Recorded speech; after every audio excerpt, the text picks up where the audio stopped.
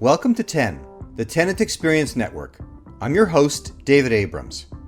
We are excited to be sharing with you a series of interviews that we recently completed with guests that appeared on the 2021 Power 100 list of commercial real estate's most powerful players, published by Commercial Observer.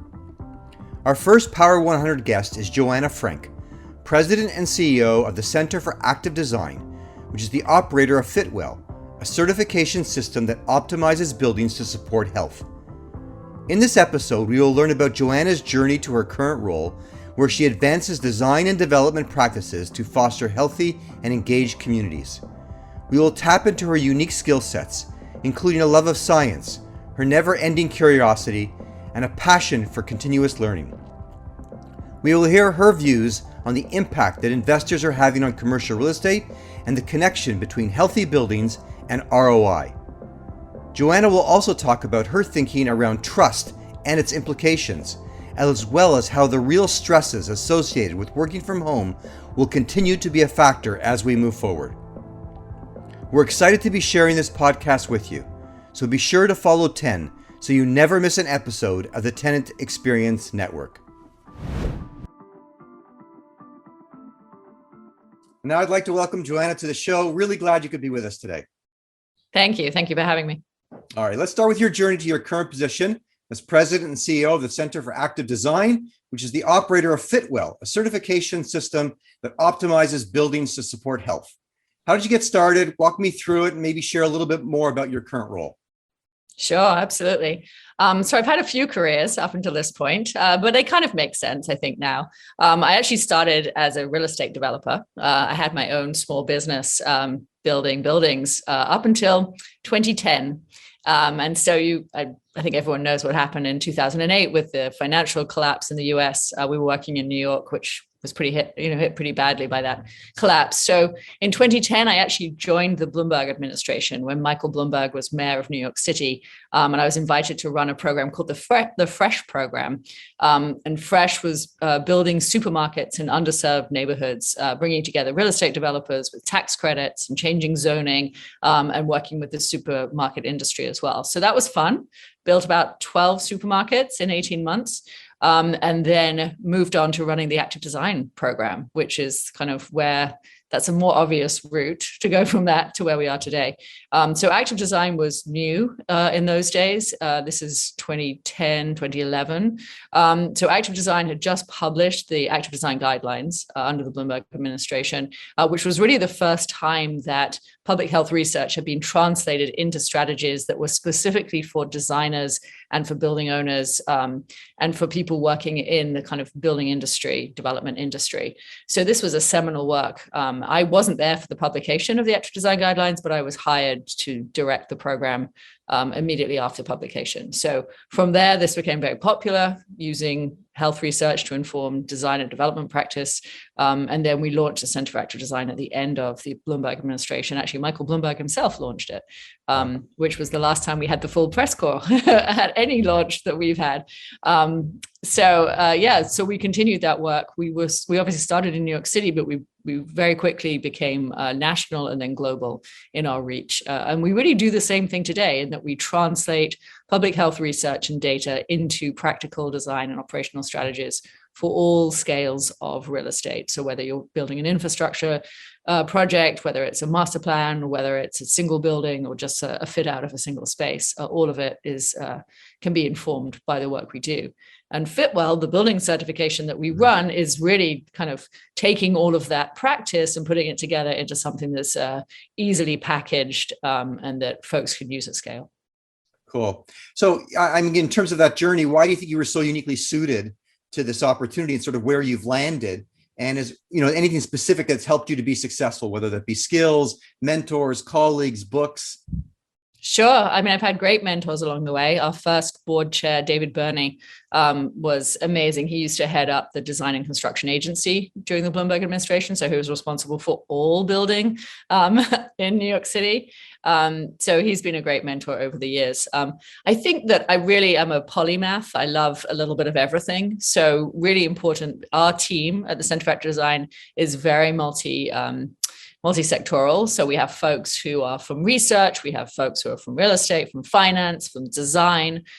So it's really about kind of how do you translate between all of these different professions and make it relevant to the real estate industry. So I actually was going to study medicine when I was at school. So I actually have a real interest in science. I'm happy that I didn't become a doctor. I think everyone should be happy I didn't become a doctor. I think I'm much better at doing what I do. But I'm very curious myself. And I think everyone on our team is very curious. And we really enjoy continuously learning from each other. It keeps it interesting, right? This isn't just a kind of rinse and repeat process that we're working in. The research continues to evolve. New research studies are published on a weekly, monthly basis, especially at the moment. And so kind of having that thirst and interest and keeping it really fresh in that way. And then I just love buildings. I love construction. I love the process of creating buildings, running buildings as a real estate developer, financing buildings. So I guess, I don't want to do one thing. If my day has 10 different things in it, then I'm a happy person. Yeah, totally get that. And I when I began my career in marketing communications, quickly identified the niche opportunity to work in commercial real estate and started working in buildings. And I don't think the average person has an appreciation for what a building really is and what it takes to make it run. And so when you say I love buildings, I actually kind of share that little bit of that geekiness around just loving and appreciating buildings. I've had the opportunity to be in every part of the building and experience and see all that goes into making them work. And, they're like small cities, right? With government and politics and security and maintenance. And, I just think they're fascinating. And so I share that sort of love of buildings with you. Great. Yeah. In terms of, listen, we're living through a pandemic. From my perspective, I think it's been absolutely horrible. That being said, I don't think we can really continue to use it as an excuse for why we can't move on or why we can't be successful. It really requires digging deep. So, my team's sort of mantra is this is the time to be better, do better, and build something better. So if we gave you an extra $100,000 or maybe $1 million of budget right now, what would you do with it? How would you spend it and why? So I would love to have that money right now, because I think what we're seeing is the demand for healthy buildings has just grown exponentially because of COVID. It was a real accelerator in demand, where before COVID, there were a small subset of developers, owners, investors, et cetera, who were interested in healthy buildings, but it was really kind of the early adopters. But now we've seen this massive jump in demand because of pressure from investors around ESG reporting, because of pressure from tenants and their employees to actually provide a building that is demonstrably health promoting. So there is this unbelievable spike in demand. And we as an organization can answer a lot of the questions that people are asking. I get on many calls where people are like, oh, if only somebody could tell us what to do.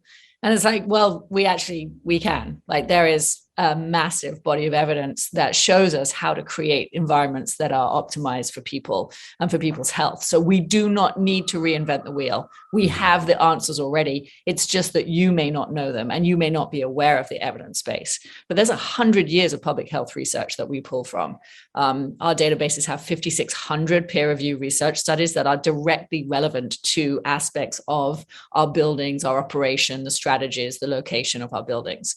So the information exists about how to create environments that are optimized for people. It's just that information isn't necessarily in the right person's hand. So if I had an extra $1 million, because 100,000 I could spend tomorrow.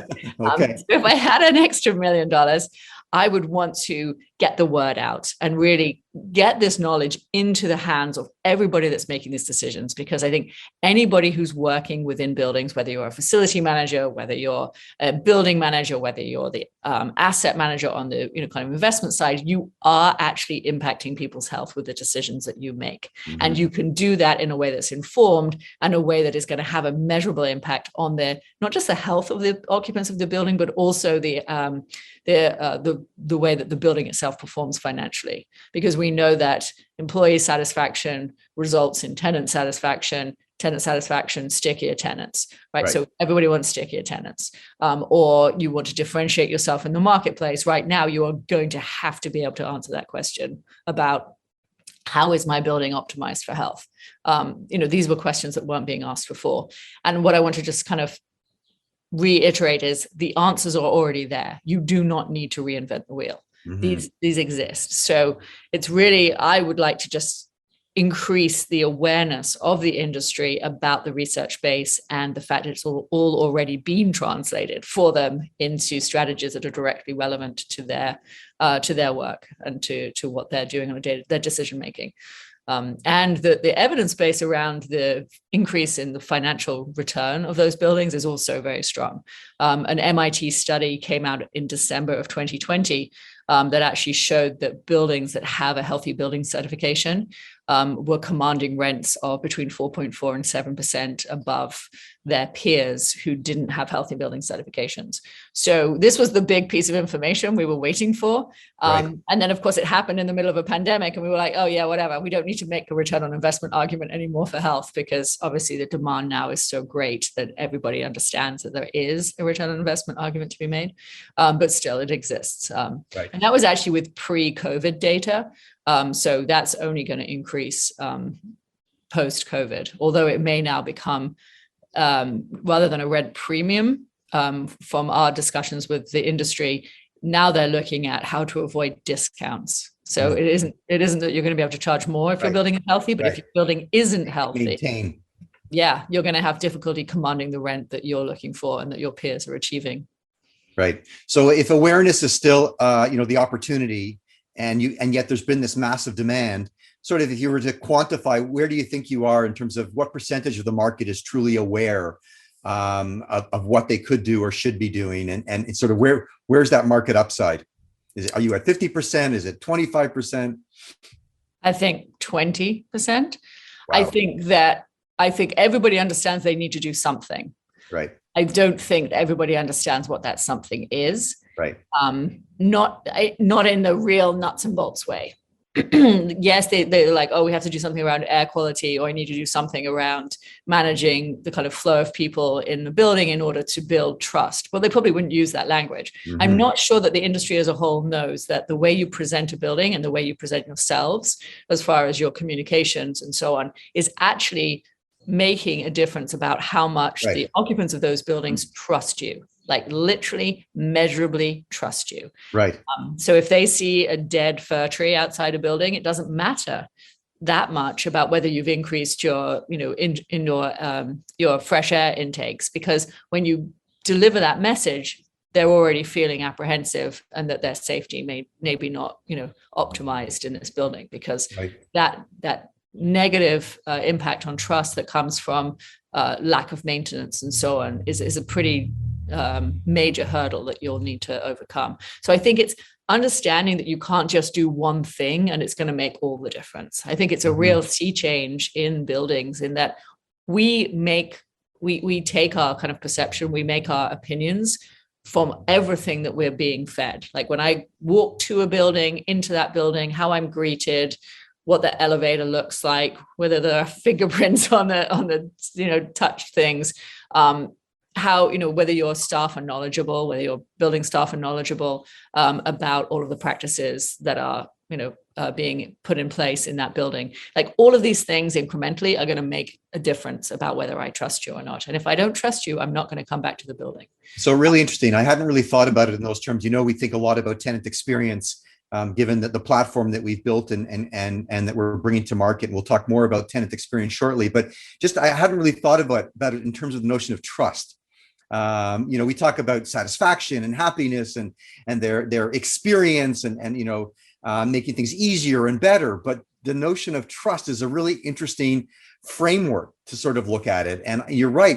I totally get that when these visual cues that you might see, don't necessarily automatically equate to whether you're happy, but they would, sort of trigger that notion of evaluating, do I trust this building, this environment, this building operator, and so forth. So I'm sure we'll talk more about that. That's a pretty neat concept. And I think there's lots more to unpack in and around that. I think you'll agree that there's still a lot of uncertainty in the market, although Certainly, as we all become vaccinated, we're certainly moving in the right direction, and we're hearing about cities, including New York, that are certainly fast tracking that reopening process. So I feel pretty confident that there's going to be a massive return to workplace. I think although there are prognosticators on both sides about, fully returning or never returning, I do believe we're going to return, but I really strongly, I'm convinced that this notion of flexibility is going to continue to evolve as an important and critically interesting theme in commercial real estate. And we're going to recognize that people are going to continue to work from anywhere. With that said, including the home, of course. So with that said, what are your thoughts on the implications for the multifamily and office sector? Sure, absolutely. And we work across both those sectors. So, they're kind of different conversations using the same tools. Right. So we are seeing design changes happening on the multifamily sector. Certainly, with the new construction, we're seeing folks, the architects actually just did a presentation with a couple of architecture firms that how they've made changes. They're creating more third spaces. They're creating more office space, even kind of an office closet rather than having a large kind of entry closet. These have become like office closets now where you can have like a second desk within a space, having two different entryways within even a small apartment to kind of allow for people to be working and living in the same spaces, having more outdoor space as well, both personal outdoor space and having larger balconies. So you could maybe even eat out there, but really having another place to go that is outside. I think everybody has really understood the value of being able to get outside, especially when we're locked down, and especially when we're feeling threatened, right? If you can be outside within a space you control, I think that has really helped people's mental health. Creating more outdoor spaces as well within the building itself that are shared spaces, but that are divided up into smaller spaces so folks can actually meet or, be in kind of small family groupings, but kind of in a larger outdoor space, but not the sort of the same idea of having large gatherings. So there have been a lot of design changes that are happening at the residential side. The residential market was really at the forefront of this, right? They were really having to make changes real time with people in their buildings. Right. So I think that, prior to COVID, there had been really an amenity war where everybody was kind of like adding more and more and more amenities into their spaces. And that's how they were differentiating themselves within a marketplace. And then suddenly no amenities. So then how do you continue to differentiate yourself in the market when you can't, be offering the yoga classes and so on. So there's been a lot of innovation within the residential space. The other thing that's really changed on the residential side is that we, from the perspective of Fitwell, didn't see a lot of demand for health from the residents of the residential unit. So individuals weren't demanding that their homes be health promoting. They were using other words for it, quality of life, or I really want to be close to a park. And these things are all health promoting, obviously, but they weren't specifically saying we value health. Right. That has changed. So now there is there's more demand coming from the individuals, and people are really actually asking for health, that I think that the residential market, the residential developers are really now kind of focusing on, like, how do we optimize health rather than optimize this kind of broader idea of just amenities generally. Like, so Absolutely. Everything now has to be about, yes, I'm going to do a yoga class because it actually is great for your mental health, or I'm going to create a kitchen space because it's really good for gatherings and that's good for, combating social isolation or, whatever. So I think that before COVID, in the residential space, the connection between the actual design and the location and so on of those buildings, the overt reference to health wasn't selling in the marketplace. People weren't looking at that as a primary driver of where they were buying or renting, but now they are.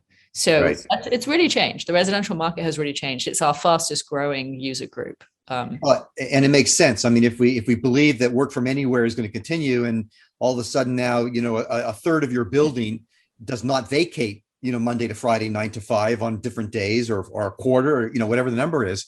The whole experience that you need to offer has completely changed. And you're right. Some of those amenities that may have been drivers before, we just need to think differently going forward in terms of what our residents' needs are. And on the office side, any insights on that side as well? Yeah, so I mean, I think the office is in an interesting position now where you're really actually competing now directly with residential properties Right. in order to get those same employees into your space and get them out of the residential spaces that they've become, accustomed to working in. So now, rather than competing maybe with other offices, you're actually competing with people's homes. So that's really different. And I think that actually does change what employers are looking for in their spaces. If they're saying, okay, I now need to provide my employees with an office that provides them with an environment that is better than the one that they have at home. Or has elements of home, right? Yeah, with the elements of home that they want. So they want to have that kitchen because they've got really used to just being able to go make a cup of tea. I mean, but a nicer kitchen, not just the kind of generic office kitchen. I think the green space, having a lot of greenery within an office, I think pre-COVID was seen as something that just the tech industry was doing. Right. Well, I'm here to tell you it's good for everybody's health. It is actually incredibly effective when it comes to mental health and alleviating depression and anxiety and so on. Just being able to see nature is really good for us. So I think that there's going to be a lot more kind of lush offices that don't look like sterile offices. Sterile offices are not good for us as creatures. Our mental health is not really supported by that sterile office that you can't control anything in.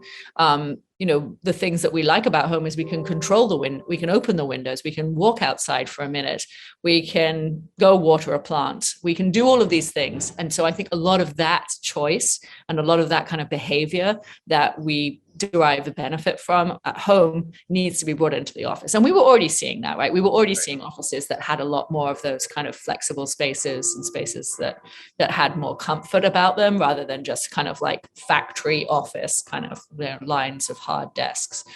So yeah, the office is going to have to work hard to get folks back on a regular basis.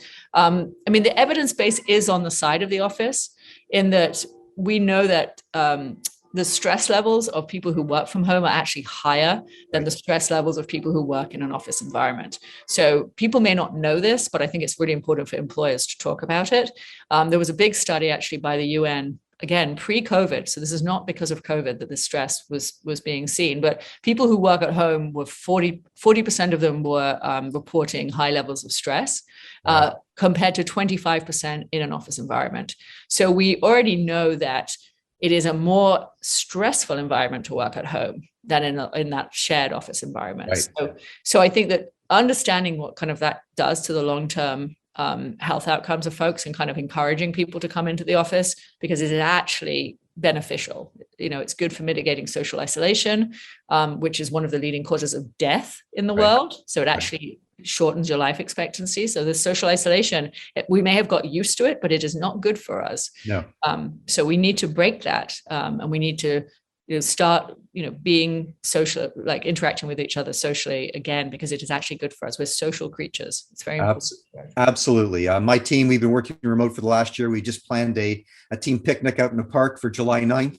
And literally, I mean, we've had new team members that have joined that we've not met in person. So I agree. And to know that we're starting down that path now of re-engaging and reconnecting, even to know it's weeks away, it actually adds it fuels a certain energy in all of us. And it's pretty exciting. So it'd be interesting to see if that study is repeated. Now, I suspect those numbers would be even more dramatic. Yeah, absolutely. I mean, we've seen research looking at kind of anxiety levels of, I think it's the US study. Anyway, of 4 out of 10 adults during COVID are now suffering from depression and anxiety. Right. So, I mean, and that's not, I mean, it's a different study, right? Where it's not looking at home versus work, but general anxiety and depression is greatly up in our workforce age population. Right. It's even higher in our teen population. Mm-hmm. Mm-hmm. So, and actually even the highest are girls. Teen girls have the highest levels of depression and anxiety through COVID. Wow. All right. Well, we'll continue to see how all that continues to unfold. We're going to take a quick break and we'll be right back. This episode of 10, the Tenant Experience Network, is proudly brought to you by HILO. HILO is a software solution used by building operators to attract tenants, boost revenues, and streamline operations by creating connected, engaged, and informed building communities. Building operators need to connect their tenants now more than ever before, recognizing that people will be working from everywhere, including the home, forever. Unlike apps that silo one building, the HILO Tenant Experience Network is the only solution that connects people to their building community, network, and city where they work, live, or visit. To learn more about HILO, visit hiloapp.com. We're back with Joanna Frank, President and CEO of the Center of Active Design. So the CRE industry is moving faster and faster towards what I believe is their core business. Not so much about building ownership, but rather it's about creating the best customer experience for their tenants. We believe that ultimately buildings are places for people. So I'd love to get your perspective on how you think we will define and deliver tenant experience in 2021 and beyond. Yeah, no, I totally agree. I think that this has been the big awakening. So you asked me before, like how many people are aware of health? I'd say it's still a minority. How many people are aware of the fact that their business is directly tied to the individuals in their buildings? I would say that's pretty much everybody. Oh no, I'd say that's everybody. Okay, I think there's still a gap in so from what we see, in so much as people truly understand. Maybe they think it, but really coming to terms with that. My feeling is there. You talked about you need to increase awareness about what you're doing. I still feel like I'm educating people on why experience is so important. Well, so we just did a big global survey of investors. So the investors represent 5.75 trillion in assets under management. And in fact, we did the survey with the UN and Bentley Green Oak, based up there in Toronto. Absolutely.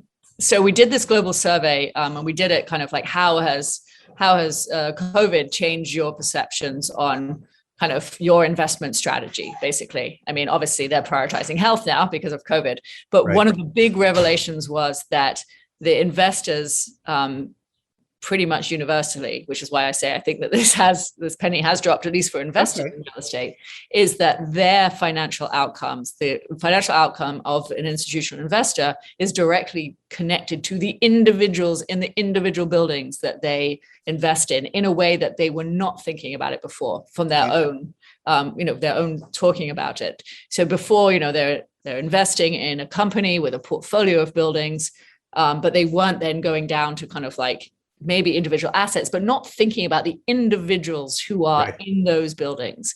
And now that there has been this connection between institutional investor and they understand that the health and the happiness, satisfaction, the trust, all of those things, the individuals, how they are faring is directly now tied to their performance, their financial performance. So if investors have made that connection, I would say the real estate industry is going to make that connection really soon. Because if you want to, secure financing from any of the folks we spoke to, you're really going to need to be able to demonstrate how you're promoting the health of the tenants or the individuals, in your tenant companies, because they say there's a financial risk if you can't answer that question.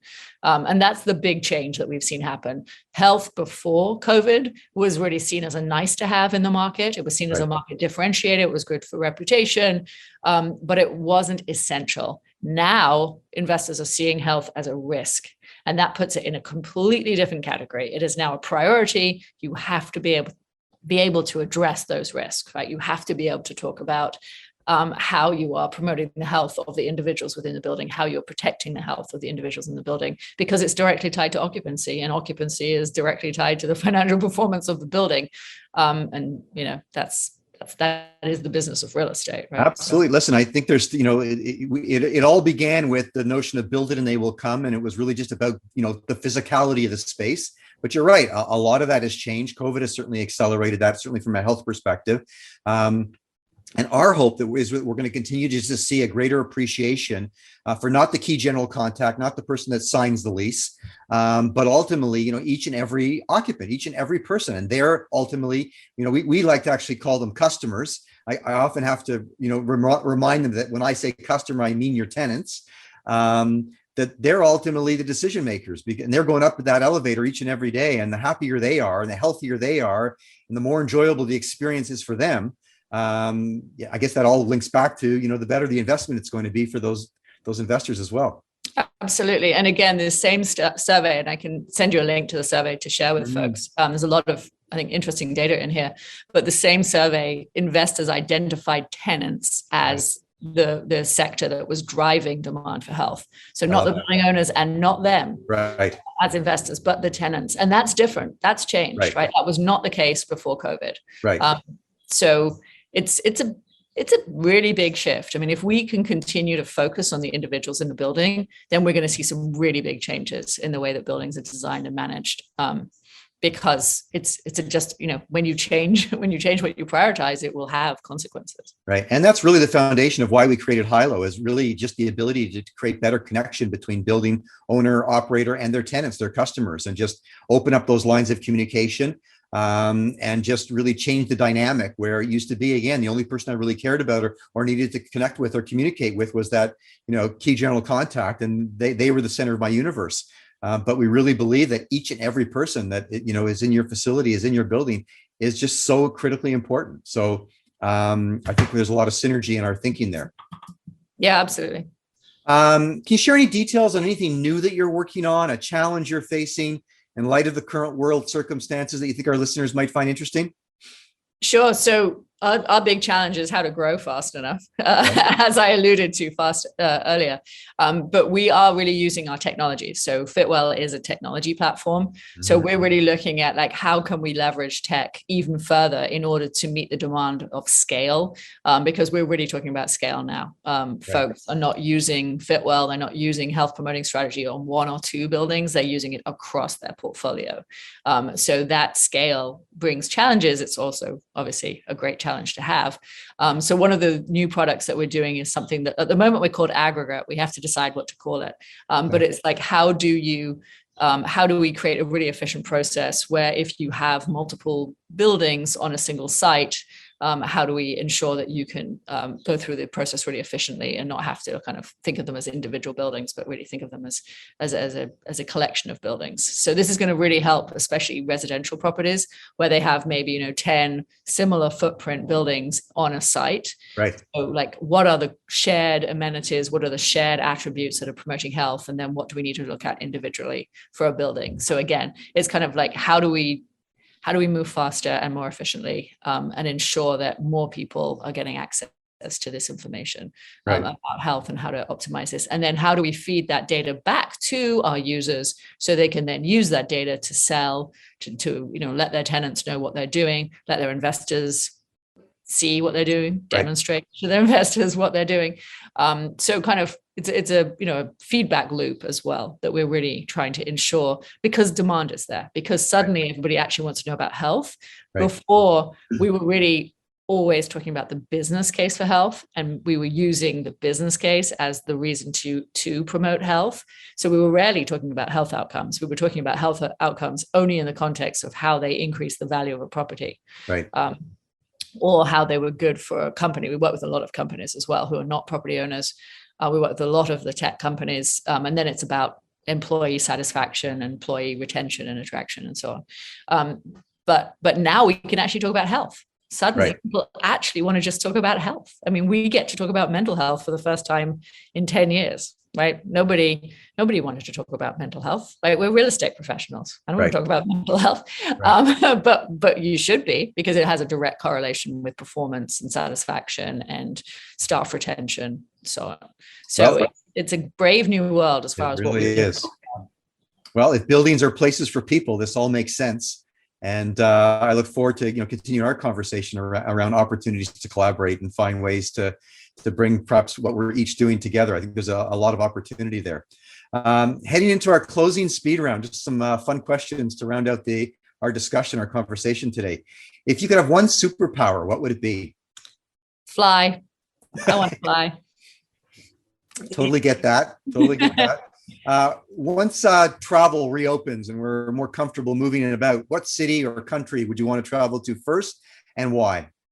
So I've got to go to London. I haven't seen my parents for a year and a half. So that's also easy.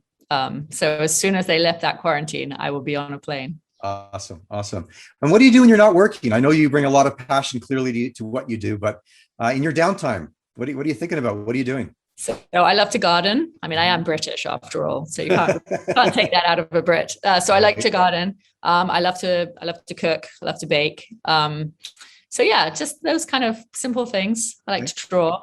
I went to art school a very long time ago, so I still like to draw. Yeah. Very nice. Very nice. Number one thing you miss about the workplace? People. Yes. I'm a people person. I miss my team. I miss being amongst us. I miss people. Okay, quick segue then on that question. What are your plans for bringing your team back together? Anything you can share?